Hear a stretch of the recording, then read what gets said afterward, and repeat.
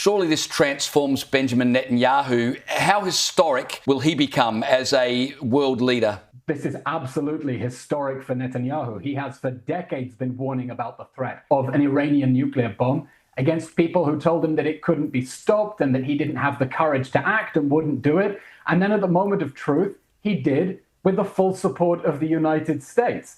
The irony is, just 2 years ago, he had the worst failure of his premiership when the October 7th massacre erupted under his watch and we were invaded by Hamas. It was the worst failure of his premiership.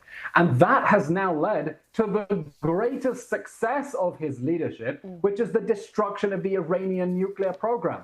And I imagine he is going to be looking beyond and saying, now is the time to transform the Middle East completely. Now is the time to move to a future of more peace and normalization accords with countries in the region that realize there is no point continuing to refuse to recognize Israel. Now is the time for peace. Now is the time to realize that Israel is part of the solution in the Middle East, not part of the problem. And the disaster of the October 7th massacre might lead to one of the best, most positive transformations in the Middle East in decades.